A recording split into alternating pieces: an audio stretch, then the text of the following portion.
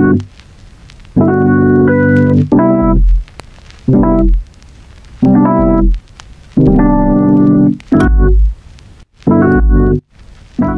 இனிய வியூவர்ஸ் அனைவருக்கும் வணக்கம். நான் உங்கள் கௌரி ரூபன். நீங்கள் எல்லாரும் எப்படி இருக்கிறீங்க? நான் நல்ல சுகமாக இருக்கிறேன். இந்த வீடியோ பார்த்து லைக் பண்ணி ஷேர் பண்ணி சப்ஸ்கிரைப் செய்த எல்லோருக்கும் மீண்டும் மீண்டும் நன்றி. Thank you so much. இன்றைக்கு நான் உங்களுக்காக வீட்டில் எப்படி தேங்காய் எண்ணெய் செய்யலாம்ன்றதை செய்து காட்ட போகிறேன். வெளிநாடுகளில் இருக்கிற மக்கள் உங்களுக்கு ஈஸியாக நீங்கள் தேங்காய் எண்ணெய் செய்யலாம். ஒரு 3/4 மணித்தியாலம், கடைசி 1 மணித்தியாலத்தில் சுத்தமான தேங்காய் எண்ணெய் உங்களோட வீட்டு தேவைக்கு நீங்கள் செய்திடலாம். இன்றைக்கு நான் உங்களுக்கு செய்து காட்ட போகிறேன். இப்போ கடையில் ரெடிமேடாக 3 தேங்காய் பால் டின் வேண்டி வச்சிருக்கிறேன். கொஞ்சம் திக்காக இருக்குது.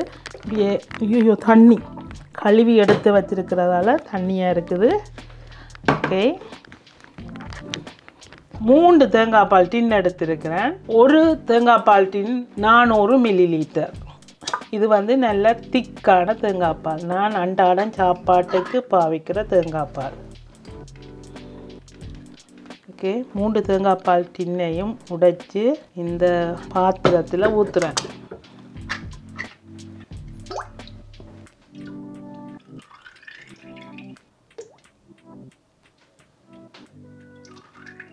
கொஞ்சம் சுடு தண்ணி விட்டு இந்த டின்னை ஒருக்கா கழுவி ஊற்றுவோம். இந்த 3 டின்னுக்கும் கொஞ்சம் தண்ணியை விட்டு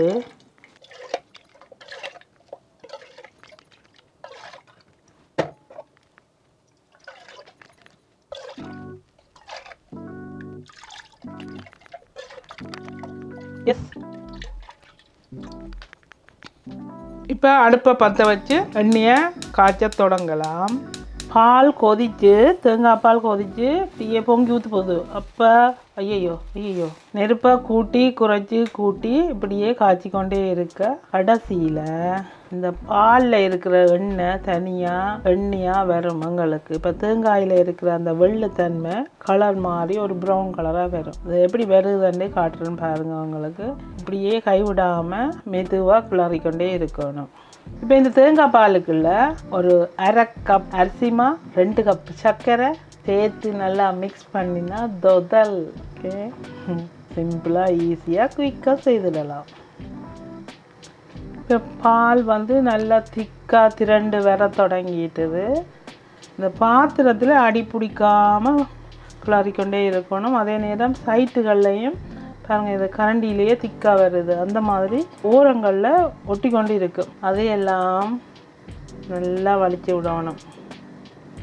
வலிச்சு விட்டு மிக்ஸ் பண்ணிக்கொண்டே இருக்கணும். நல்லா சுத்தமான தேங்காய் எண்ணெய் உங்களுக்கு கிடைக்கும். பால் நல்லா திக்காக வர தொடங்கிட்டது. நல்லா பால் சுண்டி வார வரைக்கும் அப்படியே காய்ச்சி கொண்டு இருக்கணும். இப்போ இந்த தேங்காய் பாலை நான் காய்ச்ச தொடங்கி 20 நிமிஷம் ஆயிட்டுது. நல்ல திக்காக வந்துட்டுது. பாருங்கள் எப்படி திக்காக இருக்குதுன்னு சொல்லி இப்படியே கைவிடாமல் சிலுவாக கிளறிக்கொண்டே இருக்கணும். இந்த தேங்காய் பாலில் எண்ணெய் எடுக்கிறது ஒன்றும் பெரிய விஷயமே இல்லை. நிறைய நேரமாக நிற்க கால் நோவுது. அதனால் இருந்து கொண்டே செய்கிறேன். ஏன்னு சொன்னால் காலமே எழுமினதுலேருந்து படுக்க போகும் வரையும் வேலையாக செய்து கொண்டே இருப்பேன். இப்போ இந்த எண்ணெய் காய்ச்சறது எனக்கு நல்ல பழக்கமான ஒரு வேலை. ஏன்னு சொன்னால் முந்தி சின்னல்லையே எங்களுடைய அம்மா எங்களுக்கு தென்னந்தோப்பு இருக்குது, பெரிய தென்னந்தோப்பு இருக்குது. எங்களுக்கு வீட்டுக்கு தேவையான தேங்காய் எண்ணெய் நாங்களே செய்து கொள்வோம். என்று சொன்னால் அவ்வளோ பெரிய தாச்சி சட்டியை வச்சு தேங்காயை துருவி புளிஞ்சு அதை எடுத்து நல்லா காய்ச்சிட்டே இருப்போம். இந்த எண்ணெய் காய்ச்சிறது எப்போன்னு பார்த்தீங்களாண்டா, கூடுதலாக இந்திய நாமி பிரச்சனைக்கு இல்லை, இலங்கைக்கு இந்திய நாமி வந்திருந்த போது அந்த ஊரடங்கு உத்தரவு போட்டிருக்கேக்க எங்களோட வீட்டையெல்லாம் நிறைய எங்களோட சொந்தக்காரரெல்லாம் வந்திருந்தவ. எப்போன்னு சொன்னால் இந்திய நாமி வந்த நேரத்தில் அப்போ ஒரு தரம் வீட்டை விட்டு வழி கிடையாது. அப்போ வீட்டில் நிறைய பேர் வேறு எங்களோட சொந்தக்காரெல்லாம் வந்திருந்தவ. நாங்கள் எல்லாம் சின்ன பிள்ளைகள். நான் நினைக்கிறேன் எனக்கு அந்த நேரத்தில் 12-13 வயசு இருக்குமென்னு நினைக்கிறேன். அப்போ எங்களுடைய அக்காக்கள் எல்லாம் சேர்ந்து போட்டிக்கு தேங்காய் திருவி புளிஞ்சு எண்ணெய் காய்ச்சுவாங்க. எனக்கு அந்த எண்ணெயில் வர சுண்டுன்னு சொல்கிறது. கடைசியாக இந்த மேலே எண்ணெய் வரைக்க கீழே உண்டு அப்படியே ஒரு இனிப்பாக இருக்கும், அதை சாப்பிட பிடிக்கும். அது வந்து சுண்டன்னு சொல்கிறது. இப்போ எல்லார்ட்ட வீட்டிலையும் இந்த மாதிரி எண்ணெய் காய்ச்சி எங்களோட வீட்டு தேவைக்கு நாங்கள் பாவிப்போம். தலைக்கு எண்ணெய் வைக்கிறதா இருக்கட்டும், சமைக்கிறதா இருக்கட்டும், ஏதாவது பொரியல்கள் செய்கிறதா இருக்கட்டும். இப்போ தேங்காய் எண்ணெய் எங்களுக்கு முக்கியம். இலங்கையில் கூடுதலாக பலகாரம் செய்கிறதுக்கு எல்லாமே தேங்காய் எண்ணெய் தான். சமையலில் இருந்து பலகாரம் செய்கிறதுலேருந்து தலைக்கு எண்ணெய் வைக்கிறதுலேருந்து எல்லா சாப்பாடும் கூடுதலாக தேங்காய் எண்ணெய் தான் பாவிப்போம். வீட்டுக்கு விளக்கு கொளுத்துறது எல்லாமே தேங்காய் எண்ணெய் தான். பிறகு நாளடைவில் அந்த தேங்காய் எண்ணெய் இல்லாமல் போயிட்டுது. அது என்ன விதத்திலே எப்படி அது கணக்க விஷயங்களாலே அது இல்லாமல் போயிருக்குன்னு நினைக்கிறேன். ஆனால் எனக்கு இந்த தேங்காய் எண்ணெயில் பலகாரம் செய்கிறதெல்லாம் பிடிக்கும். இப்போ வந்து கடையில் வர தேங்காய் எண்ணெயெல்லாம் நல்ல தேங்காய் எண்ணெயே இல்லை, சக்கு பிடிச்ச மனம் மணக்கும். அந்த சக்கை போக்காட்டுறதுக்கு கொய்யாயில் அப்படி ஒரு சில இலைகளை போட்டு தான் அந்த எண்ணெயில் இருக்கிற சக்கு தன்மையாக போக பண்ணுவோம். அதுக்கு பிறகு தான் ஏதாவது பொரிக்கலாம். ஆனால் நீங்கள் வீட்டிலேயே சுத்தமாக எண்ணெய் செய்துட்டு அதில் மீனை பொரிச்சு பாருங்கள், வேறு லெவல். 5 வீடு தாண்டியும் மணக்கும். அந்த எண்ணெய்ன்ற மணமும் மீனின்ற மணமும் சேர்ந்து வேறு லெவலில் இருக்கும். அதுக்கு இறால் பொரியல் எல்லாம் பொரித்து கிட்டத்தட்ட இப்போ அரை மணித்தியாலம் ஆகிட்டது. நல்லா தேங்காய் பால் சுண்டி வந்துட்டுது. இன்னும் ஒரு 5-10 நிமிஷத்தில் நீங்கள் இப்படி எண்ணெய் வாரதை பார்க்கலாம். இப்போ எண்ணெய் பிரிஞ்சு வர தொடங்கிட்டுது.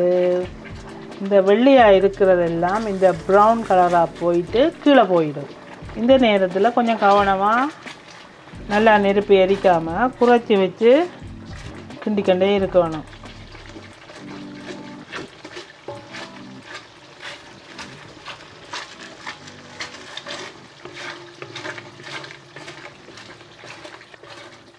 வருது பார்க்குறீங்களா மேலே எண்ணெய்? இப்போ பாருங்க, திக்காக இருந்தது சடன்லி எண்ணெய் பொரியிற மாதிரி இருக்குல்ல, இவ்வளவும் அப்படியே டக்கண்டு எண்ணெயாக மாறிடும். இந்த குளு குளுன்றது மாதிரி இப்போ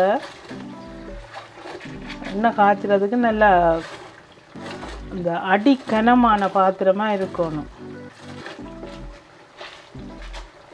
இவ்வளவும் அப்படியே தேங்காய் எண்ணெயாக மாறிக்கொண்டு வருது பாருங்கள். இனி எதுவும் வத்துறதுக்கு இல்லை. இதில் இருக்கிற அந்த வெள்ளைத்தன்மை வந்து கலர் மாறிக்கொண்டு வரும். அது கீழே அடியில் போயிடும். எண்ணெய் வந்து மேலே மிதக்கும். இருந்தாலும் இப்படியே மிக்ஸ் பண்ணிக்கொண்டே இருக்கணும். ஸ்லோவாக அடுப்பு எரிக்கணும்.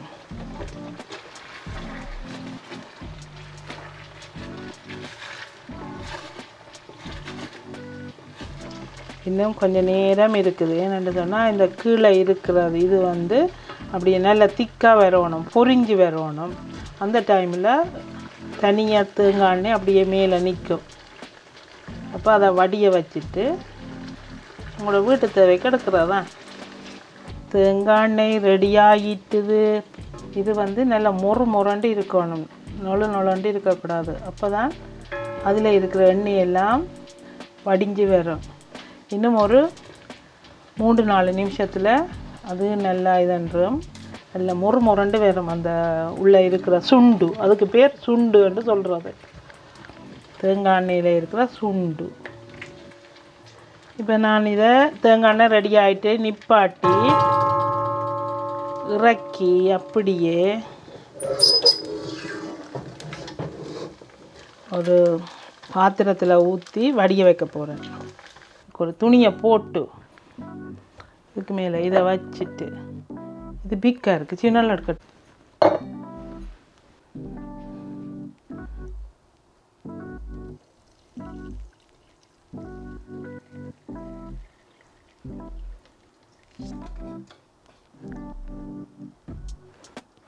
இதில் இருக்கிறது வந்து சுண்டு, இதை சாப்பிடலாம்.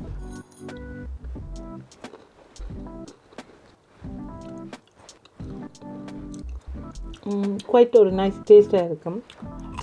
நிறைய சாப்பிட இல்லாதும், ஆனால் கொஞ்சம் சாப்பிடலாம். சில பேருக்கு பிடிக்கும், யாருக்கெல்லாம் இது பிடிக்கும்னு சொல்லுவோம். நைஸ்.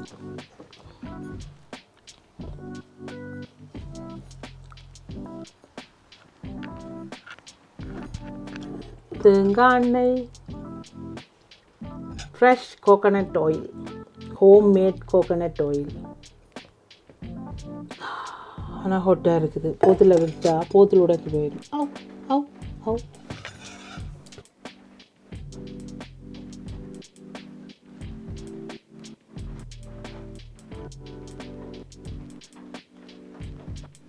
மூன்று தேங்காய் பால் டின்னுக்கு இவ்வளவு எண்ணெய் வந்தது பெரிய விஷயம். என்னென்னு சொன்னால் இது சரியான சீப்பான தேங்காய் பால்.